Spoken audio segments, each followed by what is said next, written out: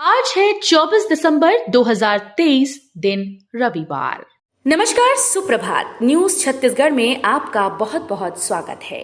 इससे पहले आप छत्तीसगढ़ के कौन से जिले से न्यूज को देख रहे हैं, कमेंट में हमें जरूर बताइए। साथ ही डेली अपडेट रहने के लिए चैनल को सब्सक्राइब जरूर करें। विष्णुदेव सरकार देगी किसानों का बकाया बोनस, 25 दिसंबर को खाते में आएगी राशि। प्रदेश की विष्णुदेव सरकार किसानों को 2 साल का बकाया बोनस देगी। सरगुजा संभाग के किसानों को भी बकाया राशि दी जाएगी। प्रदेश सरकार ने इसका निर्णय लिया है। राशि सीधे किसानों के खाते में जाएगी। सरगुजा संभाग के किसानों को सरकार 250 करोड़ का बकाया बोनस देगी। आपको बता दें कि रमन सरकार के समय वर्ष 2016-17 और वर्ष 2017-18 में किसानों को उनकी धान का बोनस नहीं दिया गया था। इसी बोनस को अब दिया जाना है। कुमारी सैलजा ने कार्यकर्ताओं में भरा जोश। विधानसभा चुनाव में हार के बाद प्रदेश कांग्रेस कमेटी की समीक्षा बैठक में कांग्रेस की प्रदेश प्रभारी कुमारी सैलजा ने कार्यकर्ताओं में जोश भरा। बैठक के बाद मीडिया से चर्चा में उन्होंने कहा कि हार से सीख लेंगे, कमियों को दूर करेंगे। पिछली हार को भुलाकर हमें लोकसभा चुनाव की तैयारियां शुरू करनी है। हम सभी को एकजुट होकर एक साथ रहना है। ये लक्ष्य रखना है कि 2024 के लोकसभा चुनाव में सीट्स की संख्या बढ़ानी है। नए साल से पहले सस्ता हुआ एलपीजी सिलेंडर। महंगाई से जूझ रही जनता के लिए बड़ी राहत की खबर सामने आई। नए साल से पहले सरकार ने आम लोगों को बड़ा तोहफा दिया। केंद्र सरकार ने एलपीजी सिलेंडर सस्ता कर दिया। ये कटौती 19 किलोग्राम वाले कमर्शियल एलपीजी सिलेंडर पर की गई। ऑयल मार्केटिंग कंपनीज ने कमर्शियल एलपीजी सिलेंडर की कीमत में 39.5 रुपए की कटौती की। एलपीजी की कीमत में इस कटौती से होटल और रेस्टोरेंट जैसे कमर्शियल रसोई गैस उपयोगकर्ताओं को राहत मिलेगी। कड़ाके की ठंड से होगा नए साल का स्वागत। 27 दिसंबर के बाद और बढ़ने वाली है ठंड। नववर्ष 2024 आने में बस 8 दिन का समय है। इस नववर्ष के स्वागत में उत्तर से आने वाली ठंडी हवाओं की गति और ज्यादा होगी। मौसम विज्ञानियों का कहना है कि पश्चिमी विक्षोभ के प्रभाव से शनिवार से प्रदेश में मौसम का मिजाज थोड़ा बदलेगा और हवा की दिशा बदलने के साथ प्रदेश के कुछ क्षेत्रों में बादल भी छाएंगे। साथ ही न्यूनतम तापमान में 2 डिग्री सेल्सियस की बढ़ोतरी होगी। छत्तीसगढ़ पुलिस में ट्रांसफर का दौर शुरू। 35 पुलिस कर्मियों का हुआ तबादला। छत्तीसगढ़ में सरकार बदलने के साथ ही अब पुलिस विभाग में तबादलों का दौर शुरू हो गया। छत्तीसगढ़ पुलिस में पदस्थ कर्मियों का बड़ी संख्या में ट्रांसफर किया गया। सूरजपुर एसपी ने जिले में पदस्थ 35 पुलिस कर्मियों को इधर से उधर किया। लगातार प्रदेश के अलग अलग जिलों में पुलिस विभाग में ट्रांसफर शुरू हो गया है। इस बीच सूरजपुर पुलिस अधीक्षक ने आदेश जारी करते हुए जिले के 35 पुलिस कर्मियों का तबादला किया। मुख्यमंत्री विष्णुदेव और दोनों डिप्टी सीएम ने की पीएम मोदी से मुलाकात। छत्तीसगढ़ के मुख्यमंत्री विष्णुदेव साय ने शनिवार को नई दिल्ली में प्रधानमंत्री नरेंद्र मोदी से मुलाकात की। इस दौरान छत्तीसगढ़ के विकास, प्रगति और जनहित से जुड़ी विभिन्न जन कल्याण योजनाओं के संबंध में विस्तार से चर्चा की गई। मुख्यमंत्री ने कहा कि राज्य सरकार प्रदेश में सेवा, सुशासन, जन कल्याण और विकास के नए आयाम स्थापित करेगी। प्रधानमंत्री को मोदी की गारंटी पर छत्तीसगढ़ सरकार की ओर से लिए गए त्वरित निर्णय और पहल की जानकारी दी। यात्रीगण कृपया ध्यान दें, रेलवे ने रद्द की 10 ट्रेन। यात्रियों को बड़ी समस्या होगी। नॉन इंटरलॉकिंग का काम बिलासपुर में चलेगा। यात्रीगण कृपया ध्यान दें, नए साल में ट्रेन रद्द होने से आपकी परेशानी बढ़ सकती है। रेलवे ने कोरबा से कोचुवेली, तिरुनेलवेली, बिलासपुर, यशवंतपुर कोरबा, हैदराबाद रक्सौल, पटना सिकंदराबाद सहित 10 से अधिक ट्रेन को रद्द करने का निर्णय लिया। इससे यात्रियों को बड़ी समस्या हो सकती है। सुकमा में सर्चिंग पर निकले जवानों की नक्सलियों से मुठभेड़। छत्तीसगढ़ के नक्सल प्रभावित सुकमा जिले में सुरक्षा बलों और नक्सलियों के बीच मुठभेड़ की खबर आ रही है। मिली जानकारी के अनुसार गोगुंडा इलाके में सर्चिंग पर निकले जवानों की नक्सलियों से मुठभेड़ हो गई। सुरक्षा बलों ने मुठभेड़ में 3 से 4 नक्सलियों को गोली लगने का दावा किया है। जानकारी के अनुसार डीआरजी सुकमा, वदंतेवाड़ा और सीआरपीएफ द्वितीय व 111वीं बटालियन की संयुक्त टीम सर्चिंग पर निकली थी। इस दौरान गोगुंडा इलाके में घात लगाए बैठे नक्सलियों ने सुरक्षा बलों पर फायरिंग शुरू कर दी। डबल इंजन की सरकार से छत्तीसगढ़ में दौड़ेगी विकास की चिड़िया। छत्तीसगढ़ के मुख्यमंत्री विष्णुदेव साय, उप मुख्यमंत्री अरुण साव और विजय शर्मा के लिए शनिवार का दिन दिल्ली में मुलाकातों भरा रहा। दिल्ली दौरे के दौरान मुख्यमंत्री साय के साथ दोनों उप मुख्यमंत्री सबसे पहले उपराष्ट्रपति जगदीप धनखड़, फिर प्रधानमंत्री श्री नरेंद्र मोदी, गृह मंत्री अमित शाह, रक्षा मंत्री और अंत में रेल मंत्री से मुलाकात की। कांग्रेस ने सचिन पायलट को दी बड़ी जिम्मेदारी, इस राज्य का प्रभारी बनाया। कांग्रेस ने लोकसभा चुनाव 2024 से पहले सचिन पायलट को बड़ी जिम्मेदारी दी है। सचिन पायलट को छत्तीसगढ़ का प्रभारी बनाया गया। अभी तक कुमारी शैलजा छत्तीसगढ़ की प्रभारी थी। कुमारी शैलजा को उत्तराखंड का प्रभारी बनाया गया। राजस्थान की टोंक सीट से सचिन पायलट विधायक चुने गए। हालांकि राजनीतिक विश्लेषकों का कहना है कि एक बार फिर से अशोक गहलोत का सिक्का चला है और सचिन पायलट को जयपुर से रायपुर भेज दिया गया है। विकास रोजगार के लिए खनन जरूरी, सीएम विष्णुदेव साय ने धर्मांतरण को लेकर कही बड़ी बात।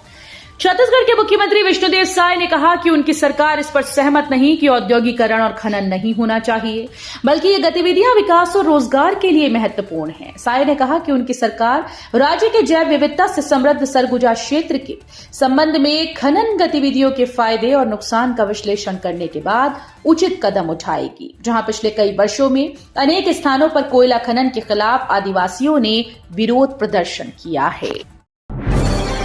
दिल्ली कांग्रेस की गुडबुक से भूपेश बघेल बाहर, चुनाव हारे टीएस सिंहदेव को मिली बड़ी जिम्मेदारी। कांग्रेस के केंद्रीय नेतृत्व के एक बड़े फैसले से छत्तीसगढ़ में कांग्रेस की सियासत की कहानी साफ हो जाती है। राजस्थान और मध्य प्रदेश के साथ छत्तीसगढ़ में भी कांग्रेस हार गई, लेकिन इस हार के 2 हफ्ते बाद कांग्रेस ने एक के बाद एक 2 बड़े फैसले लिए, जिसे आने वाले दिनों में छत्तीसगढ़ में कांग्रेस का चेहरा मोहरा बदल जाने की कवायद मान सकते हैं। कांग्रेस आलाकमान ने सरगुजा संभाग की सभी 14 सीटों के साथ खुद अपनी सीट गंवा देने वाले टीएस सिंहदेव को बड़ी जिम्मेदारी दी है। औद्योगिकरण और खनन होना विकास और रोजगार के लिए जरूरी। छत्तीसगढ़ के मुख्यमंत्री विष्णुदेव साय ने पीटीआई भाषा को दिए एक साक्षात्कार में कहा कि उनकी सरकार इस पर सहमत नहीं है कि औद्योगिकरण और खनन नहीं होना चाहिए, बल्कि ये गतिविधियां विकास और रोजगार के लिए महत्वपूर्ण हैं। छत्तीसगढ़ की 11 लोकसभा सीटें जीतने के लिए बीजेपी ने बनाई खास रणनीति। छत्तीसगढ़ में बीजेपी ने विधानसभा चुनाव में बड़ी जीत के बाद अब लोकसभा चुनाव के लिए तैयारी शुरू कर दी है। अगले साल होने वाले लोकसभा चुनाव में छत्तीसगढ़ के 11 लोकसभा सीटों पर बीजेपी की नजर है। इसके लिए बीजेपी की युवा मोर्चा ने अभी से ही कमर कस ली है। पूर्व उप संचालक शिक्षा हीराधर ने जमानत याचिका ली वापस। सेवानिवृत्त जिला शिक्षा अधिकारी व उप संचालक आरएन हीराधर ने छत्तीसगढ़ हाई कोर्ट में दायर जमानत याचिका को वापस ले लिया है। विशेष न्यायालय ने पहले ही उनकी जमानत आवेदन को खारिज कर दिया। एंटी करप्शन ब्यूरो ने आय से अधिक संपत्ति अर्जित करने के आरोप में विशेष न्यायालय में पूर्व डीईओ के खिलाफ आरोप पत्र पेश कर दिया है।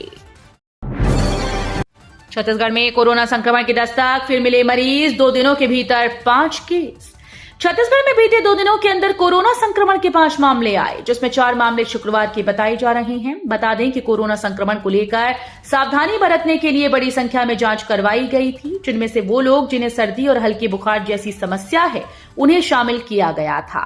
हालांकि विशेषज्ञों के मुताबिक ये नया वेरिएंट नहीं है, ये कोरोना खतरनाक बिल्कुल भी नहीं है, लेकिन सावधानी बरतना बेहद ही जरूरी है। किसानों की हो गई बल्ले बल्ले। छत्तीसगढ़ की डबल इंजन की सरकार में मिलेंगे 25,500 रुपए अतिरिक्त। प्रधानमंत्री नरेंद्र मोदी की गारंटी को राज्य में लागू किए जाने के लिए राज्य शासन द्वारा प्रति एकड़ 21 क्विंटल धान खरीदी का आदेश लागू हो गया। किसानों को इसके मान से टोकन जारी करने की प्रक्रिया शुरू कर दी गई। सोमवार तक 100% सोसाइटीज में इसका क्रियान्वयन होने लगेगा।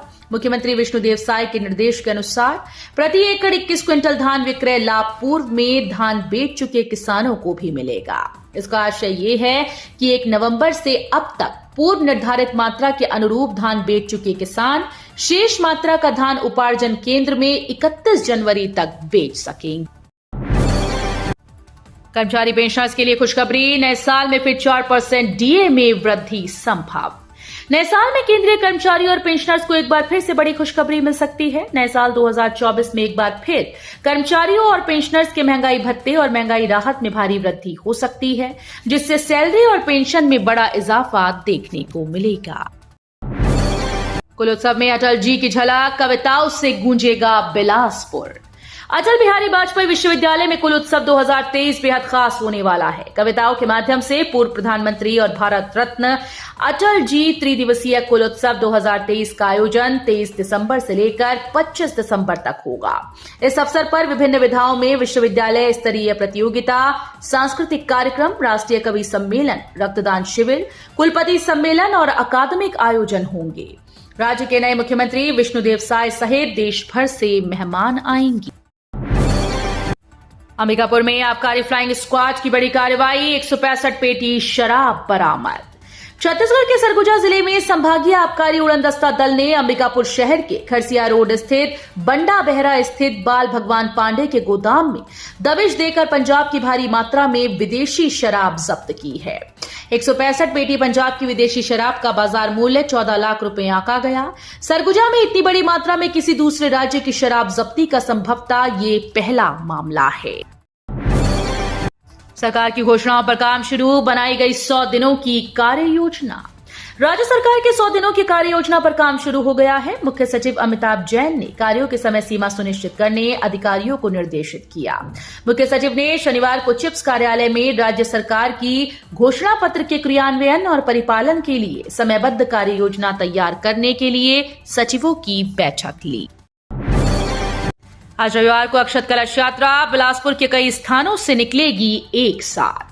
श्री राम मंदिर अयोध्या से आए अभिमंत्रित अक्षत को घर घर तक पहुंचाया जा रहा है। तिफरा में चल रही है तैयारी। भव्य शोभा यात्रा का प्रारंभ प्रसिद्ध दक्षिण हनुमान मंदिर से काली मंदिर तक। भव्य शोभा यात्रा श्री राम मंदिर प्राण प्रतिष्ठा के पावन अवसर पर यदुनंदन नगर तिफरा की पावन धारा में प्रसिद्ध दक्षिण हनुमान मंदिर से शिव मंदिर, राम मंदिर, नागेश्वर धाम बाजार चौक होते हुए तिफरा बस्ती काली मंदिर तक निकलेगी। छत्तीसगढ़ विधानसभा चुनाव में हार के बाद कांग्रेस में मंथन। छत्तीसगढ़ में विधानसभा चुनाव में हार के बाद प्रदेश कांग्रेस कमेटी की समीक्षा बैठक में कांग्रेस की प्रदेश प्रभारी कुमारी सैलजा ने कार्यकर्ताओं में जोश भरा। बैठक के बाद मीडिया से चर्चा में उन्होंने कहा कि हार से सीख लेंगे, कमियों को दूर करेंगे। पिछली हार को भुलाकर हमें लोकसभा चुनाव की तैयारियां शुरू करनी हैं। न्यू ईयर सेलिब्रेशन के लिए रायपुर के होटल रेस्टोरेंट हुए तैयार। साल 2023 समाप्त होने में अब 8 दिन बाकी हैं। साल 2024 का स्वागत करने और जश्न मनाने के लिए आम लोगों के साथ होटल रेस्टोरेंट भी तैयार हैं। बताया जा रहा है कि होटल व रेस्टोरेंट्स में 1-2 दिनों में ही कॉम्बो ऑफर शुरू हो जाएगा।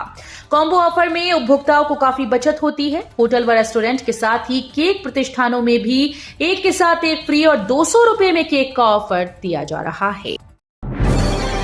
राशन दुकानों से 18,000 क्विंटल चावल की गड़बड़ी मामले में संचालकों के खिलाफ अब तक नहीं हुई एफआईआर। छत्तीसगढ़ के रायपुर जिले की 142 राशन दुकानों से लगभग 18,000 क्विंटल चावल की गड़बड़ी मामले में अब तक सिर्फ 8,900 क्विंटल की ही वसूली हो पाई। इसमें 88 दुकानें शहरी और 54 दुकानें ग्रामीण क्षेत्रों की हैं। इन राशन दुकानों संचालकों के खिलाफ अब तक एफआईआर नहीं कराई गई। सितंबर 2022 में स्टॉक का ऑनलाइन मिलान करने पर राशन कम होने का राज फाश हुआ था।